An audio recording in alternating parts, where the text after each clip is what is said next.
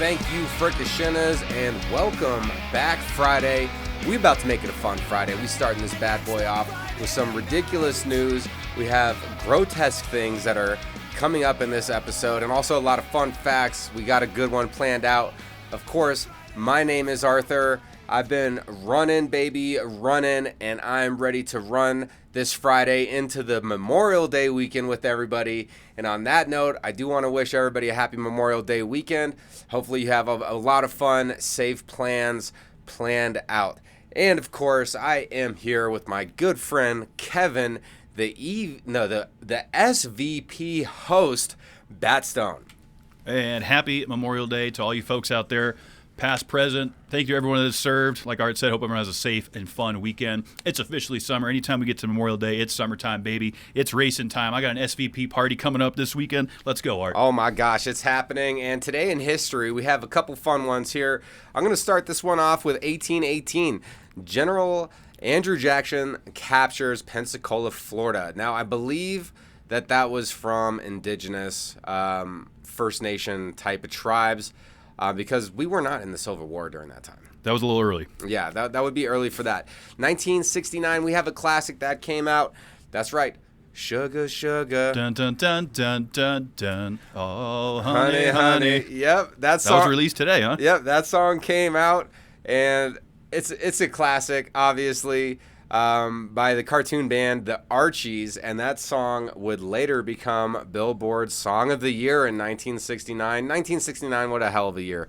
1 year later, Peter Green quits Fleetwood Mac to join a religious cult. I didn't know that. So yeah, I don't know what happened with any of that, but these religious cults, that's obviously a high concern. Indubitably. I thought this one was pretty cool. 1987, my birth year, I had to represent that. They had a Golden Gate Bridge. It was the 50th anniversary for this. Over 800,000 people showed up for this anniversary. And then consecutively, there was 300,000 people on the Golden Gate Bridge all at one time. And the weight of that many people caused the bridge to temporarily be flat because there's a natural bow in it to kind of overdo the weight. So if they flattened the bridge in 1987, the Golden Gate was flattened. And then 37 years ago. Yeah, 37 years ago. And then in 1997, moving 10 years, our good hey, no, it's not hey. It's what is Tim Allen's thing? What is when it? When he grunts on Home Improvement? Yeah. Oh, yeah. Whoa. Well, he was saying, when he fucking got pulled over for his DUI. Look, it could happen to any of us. Let's be safe out there this Memorial weekend. Let's make plans to drive safe so we don't end up like Tim Allen in 97. That's today in history. Yeah, you want to be careful out there. Of course, grab yourself some Bud Zeros. Careful on the alcohol if you're driving out there. Be safe. Don't drink and drive. All right, we're moving it forward. We're kicking off Ultimate Eating season, Art. Ultimate Eating season. Yes, this is where the competitive eaters, they've been in hibernation all winter. They've been training. All right. They've been training their jaws, and they've been stretching those tummies, getting ready to stuff it full of meat. So we kicked it off this last weekend down there in Knoxville, Tennessee. It's the annual Ultimate Bologna Showdown in Knoxville, Tennessee. Oh. The mayor was there. He took place at this. Of course, Joey Chestnut, who holds 16 mustard belts on the Nathan's hot dog eating competition coming up on 4th of July, which we'll be covering there. He's going for his 17th this year. Holds the record at 71 hot dogs. I feel like we talked about this guy before. We did last 4th of July. So he did. He took down this Ultimate Bologna Showdown, and of course Nick Webb he's been closing in. James Webb is like one of his closest competitors on the Ultimate Eating rankings in the world. Like you got Joey Chestnut and Webb. Webb came in at 10 pounds of bologna eaten. That's a lot of bologna. In 8 minutes. 10 pounds is a lot of bologna. So he got P2. Bringing it home with an Ultimate Bologna Showdown belt, Mr. Joey Chestnut at 14 pounds of bologna in 8 minutes. That's disgusting. And that's not bologna. That's full send. That's absolutely disgusting, Think in about my that. opinion. It's like a pack of your Oscar Mayer bologna, right, in your fridge. That's not even a pound, or maybe it is a pound. You would need to eat 14 of those packs in 8 minutes. Ew. Yeah, ew is right. I mean, I'm just wondering, like, Did they hold this down? Like how can you even fit? He looked rough after. How can you fit 14 pounds of food into your stomach? I was looking at ESPN. Like that's crazy. Yeah, ESPN did a sports science. These guys train their stomachs to expand and push their organs out of the way in order to take on these extreme eating competitions. That's nuts. Some of them yak up after, some of them do digest it, but they train for it. Like it's They put their bodies through some shit. But in any case, so the mayor, Glenn Jacobs, who, that's his real name, formerly known in the WWF. He was a famous WWF wrestler in the late 1990s called Kane. Okay. You remember Kane? Kind of. He was the guy that had like the red and black suit, the mask with the stripes on it. I kind of It was like remember that. Undertaker's long-lost brother, cousin. Okay. John Ekstrom would know, John of course. would know, yes. So Kane retires from wrestling, runs for Knox County mayor, wins. So that's another wrestler that went into some sort of politics. He was there to eat. He came in at 2.1 pounds in 8 minutes. Oh, that's falling way short compared to these champions on I don't even know if I could do 2 pounds in 8 minutes. I wouldn't even want to. I wouldn't even want to attempt this. Yeah. Like especially the bologna, like that's gonna be rough. And just imagine so much sodium. like how the meat sweats that would happen afterwards if you like And the shits. if you contained it. The shits. shits. Like the next 2 to 3 days are gonna be rough. And bologna. It's kind of a rough meat. It's kind of a mixed bag of everything. We all like a fried bologna sandwich on white bread, but we're not eating 14 pounds of it. Joey Chestnut crushing it. We'll see him on the 4th of July. Wow, way to go, Joey! I cannot believe you did 14 pounds of bologna. That's crazy, disgusting. It's everything to me. Moving on forward, 21 dumbest things we keep spending too much money on. And look, every once in a while, I get clickbaited. I got clickbaited for this. Did you? Yeah, because as I'm going through this article, I'm like, you know what? It seems like a lot of these are just like a gimmick to get people to check out other things. Like it's like, oh, you're wasting money on this, but buy this to save money. Oh, okay. So it was like one of those things. However, I did want to still include this article because it had, it got me thinking a little bit. And there's always areas where we can, cut back. Yeah, cut back. Look into what we're doing. So I'm just gonna run through. I put 10 here. I don't know if I'm gonna cover all 10, but online shopping. You can overpay on Amazon. There are cheaper alternatives online opposed to Amazon. So instead of just making that your one-stop shop, maybe double check that item around. See if there's anything else a little less expensive. I've heard that there's a lot of things on Amazon that are more expensive. Sure. And that's one area that I need to improve because there's just that. Amazon? Well, just online shopping in general is just, it's so easy and convenient. And that's part of my Attack 5, and I've been failing that sometimes recently. But hey, auto insurance, double check, make sure with your auto insurances. Usually if you're leaving one company to another, they'll hit you with discounts. I know a lot of people that change their auto insurance like annually, biannually. It's a good idea. Mm-hmm. As long as you keep your premiums dialed and you don't have any accidents or anything. Jump around, save some money. Yeah, I can see that for sure. Number 3 was lottery. And then it says this is how you can win over and over again. Well, it's a waste of money, right? It's on gambling. Yeah, basically. So it's like this is why I thought it was kind of a gimmick. I grabbed like the top 10 off of this, right? Yep.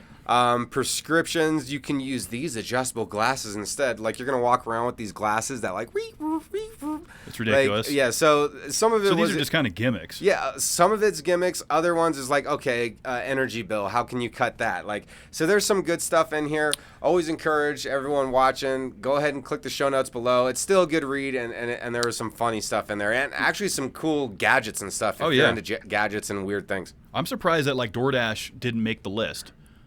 I guess that kind of goes into online shopping, but like just ordering out food, like I'm surprised that this did not make the top 10 of waste of money. That wasn't in there. What else? That's surprising. I mean, I know people got to eat, but like home delivery on food is outrageous. It is outrageous. Number 10, I didn't understand this one. Seniors relieve joint discomfort with this number 1 tip.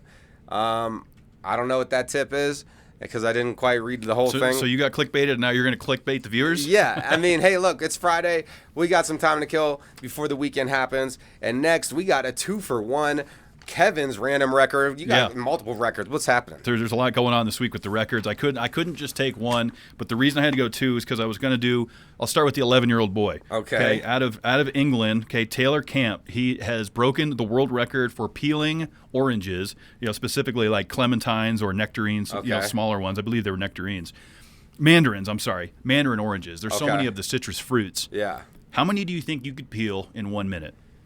A proper peel, like you're not just ripping it apart like a wolf. Like it still has to be intact. There is some rules here. So there's like it's one peel, like it stays in one piece. I could probably properly peel. Maybe I'm gonna do one every 10 seconds, maybe. So you're gonna take the title, and that's you're gonna take the world record.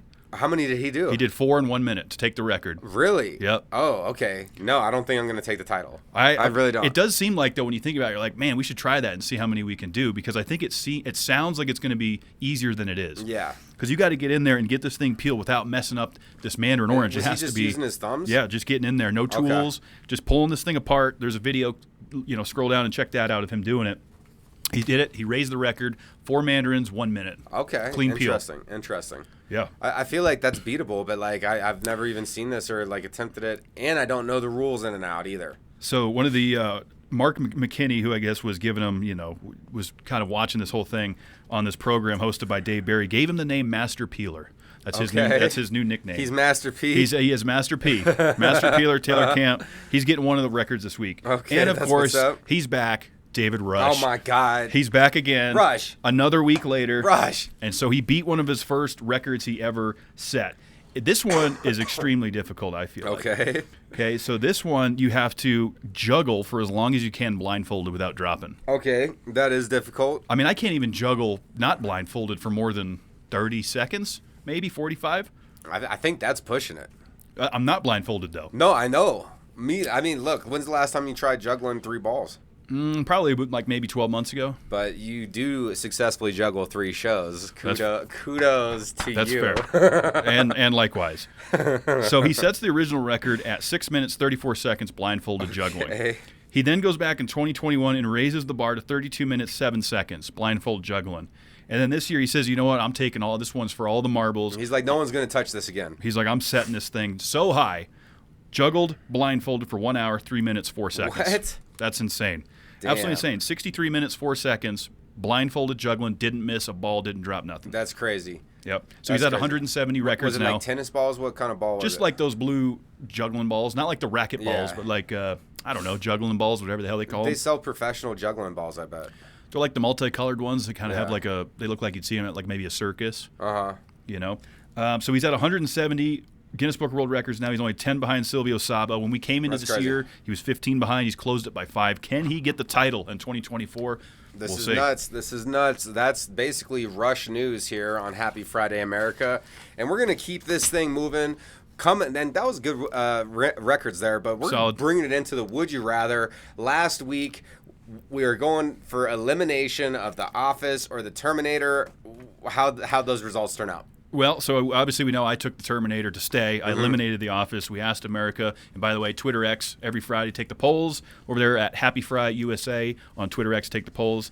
Art, the Terminator, it's been terminated. 100% of America 100% is saying we're getting rid of Terminator. That's just amazing to me that I'm that much of a Terminator nerd. Yeah, I mean, look, when you got your classics, that's just your classic.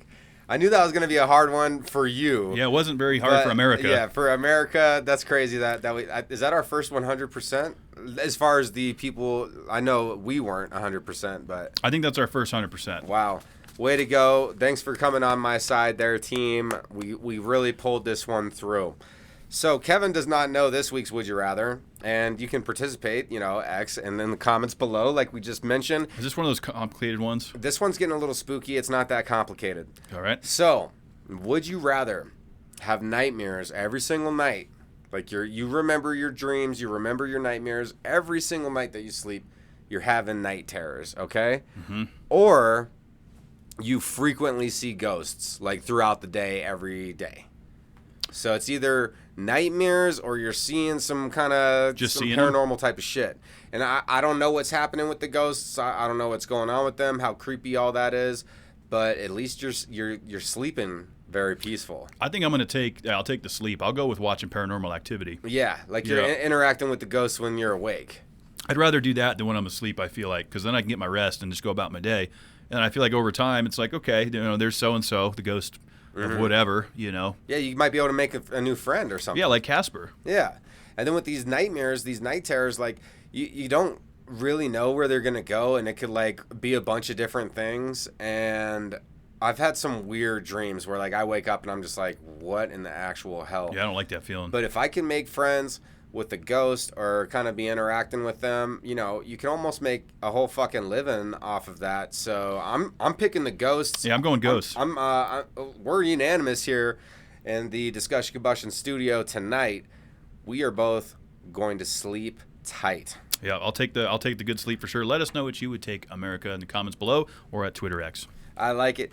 Yeah, that's our Would You Rather. And now we're moving into the UK's Sexiest Man. We have a repeat winner. We do. And we know this is Happy Friday, America, of course, but, we haven't heard the Sexiest Man of USA yet. Or if we have, I missed the memo. But Sexiest Man of the UK is out. And for the second consecutive year, coming in as one of my favorite people ever, is Mr. Jeremy Clarkson. He's taken it for his second year in a row, Art. He's got Clarkson's Farm on Amazon Prime. You know him from the Grand Tour. You know him from Top Gear. You know him from Car and Driver magazine. This guy's a car enthusiast. He's a solid lad. He's got some of the wiriest, bushy eyebrows I've ever seen. He's got a beer belly 20 times the size of mine, and he's got teeth that are fucked up for days. But he is the sexiest man alive, and I love it. I love that. And so here's how they decided it, right? So it was ranked off 2,000 female members, and basically it was like a scoring of 1 to 10. Okay. Kind of like a Portnoy pizza review. Yeah. It's an 8-4 or whatever. And so there was some close competition here. There was another man. I think he's like 27 years old. He's been in the running before. Mm-hmm. He's in this article. If you scroll down and click it, it's a long read if you're really interested in who made the top 10 of sexy. So 1 to 10 Art based on their sexiness, and it was a wide group of females that were asked. 2,000 is not a huge number to poll, but I guess that's just the way they've been doing it through whatever magazine or organization this is. Jeremy Clarkson, I know what causes his sexy factor. Because he's a full send owner. Yeah. That's exactly what it is. He fucking owns it. That's 100% what it is. He owns it. He doesn't care. He's unapologetic. That's what I'm saying. Like, he does it, and that is sexy. Uh-huh. And on that bombshell, you should check out all of his stuff on Amazon. I mean, if you haven't ever watched Jeremy Clarkson's stuff, he's and great. What he does with Hammond and James May. And James May, those guys are fucking hilarious. Definitely worth checking out. And I think he is a sexy man. Oh, 100%. I mean, we all know how it goes whenever we're, playing. How would playing he parts. accept the award? Because you're good at imitating him. How do you think he would accept the award? I think he'd be pretty humble about it. I think he would try to hand it off to somebody else probably. Would he be like, why, thank you? No, what would he do? I think he would take his script and go, mwah. That's what he would do? Yeah. He'd be like acting like there's a Halloween special about to happen. Something like that. That's what I think he would do. No, that's pretty good one. I like that. Yep. And that is the power of owning it, which is definitely important. Somebody else that owned it was my body overcoming this little sickness that I have. But we also have a major owner in the post office. Now, what I mean by this is on a Sunday, this person was driving, what their name is Drew. Right? It's like Drew. She was driving her van that is USPS stamped. It's a work van. Work issued, yeah. Yep. And she had a Mustang pull up next to her or something and just could not help. But just like Jeremy Clarkson, she had the need for speed, baby. Speed and power. Yeah, speed and power, and that's exactly what she did. Cops saw this Mustang cruise by. The Mustang started to slow down, and then all of a sudden they see the USPS van just clocking over 105. It's a funny video. The cop all walks up. He's like, why were you going so fast? She's like, saw a Mustang. I think it's hilarious. Didn't really have much of a response. Yeah, she was playing it cool. The postal offices don't know really how to handle this situation. She's currently still employed. Probably get a slap on the wrist. Obviously, there has to be like a clause or a rule out there, on days off, because Sunday obviously is not a mail day. It's not a mail day. But you're still using a company vehicle and, getting like a speeding ticket in it. So who knows if they're going to keep their job or not. It was just too good to pass up. How does it work? The article says postal worker caught racing Mustang in USPS van hit 105 in a 60-mile-per-hour zone, which is criminal speed. It is. I mean, you could be subject to be under arrest depending on how you respond to that situation. I mean, if you ever watch Fridays with Frank, he's a guy down in Pinal County in Arizona, big social media guy. He pulls these people all the time, doing 100 miles an hour in 60-mile-an-hour zone. He's like, it's criminal speed. I'm taking you to jail because it's liable for that. But she was nice enough, got away with a $240 fine, which, as this article came out, she's already paid $50 towards. I'm just wondering what that looks like on the company side, right? This is your work-issued federal vehicle that is used for delivering mail, not racing Mustangs. So to me, I think that's probably worthy of either a suspension or a demotion. I hope that she got the checkered flag and took that race. Maybe that's why she was acting so cool and calm. She won? She beat the Mustang? Maybe she beat the Mustang. I bet that whoever was driving that Mustang sucks. Probably. You know? They're just getting used to their standard shift. Yeah, they didn't know what they were doing. Who knows? They didn't know what they were doing. That's good. That's pretty funny. Yeah, this is ridiculous. All right, let's keep it moving. So this is kind of a fun article that I found here earlier this week. The world's first commercial space plane is almost ready for takeoff. Okay. So this thing's pretty bitchin'. You know, we like to talk aviation on here. You're wearing the Top Gun shirt. Yeah. It kind of makes sense. So we got it, they're calling it the Dream Chaser DC-100.